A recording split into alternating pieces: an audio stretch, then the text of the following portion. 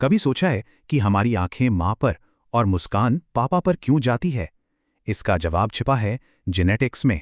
ये एक ऐसा सवाल है जो हजारों सालों से पूछा जा रहा है कि आखिर ऐसा होता क्यों है। तो आज हम समझेंगे जीवन का ये पुराना सवाल, मेंडल के बगीचे के सुराग और भी बहुत कुछ। सबसे पहली चीज है इनहेरिटेंस, यानी वंशानुक्रम, वो प्रोसेस जिससे गुण माँ बाप से बच्चों में आते हैं। पर हम सब एग्जैक्ट कॉपी तो नहीं होते, है ना?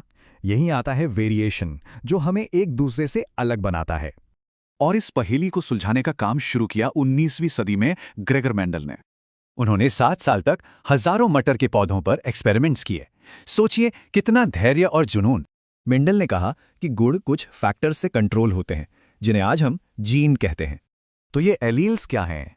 सोचिए, एक ही जीन के अलग अलग वर्जन्स। जैसे लंबाई वाले जीन के 2 एलील, लंबा और बौना। अब इनमें से एक होता है डोमिनेंट, जो हमेशा खुद को दिखाता है, और दूसरा रिसेसिव, जो सिर्फ जोड़ी में ही असरदार होता है। इसे साबित करने के लिए मेंडल ने एक लंबा और एक बौना पौधा लिया। पहली पीढ़ी में सारे पौधे लंबे हुए, मगर क्यों? इसे समझने के लिए बनाया गया पनेट स्क्वायर। ये जेनेटिक क्रॉस के सारे पॉसिबल रिजल्ट्स दिखा देता है। यही है मेंडल का लॉ ऑफ सेग्रीगेशन, मतलब हर पेरेंट से बच्चे को सिर्फ एक ही अलील मिलता है। लेकिन कहानी यहीं खत्म नहीं होती। कभी कभी जेनेटिक्स के नियम और भी ज्यादा कॉम्प्लिकेटेड हो जाते हैं। जैसे इनकम्प्लीट डोमिनेंस में लाल और सफेद फूल मिलकर गुलाबी बन जाते हैं, या कोडोमिनेंस, जहां दोनों गुण साथ दिखते हैं। अजीब बात है ना कि मेंडल के काम को दुनिया ने 30 साल बाद पहचाना। साल 1900 में इसे फिर से खोजा गया।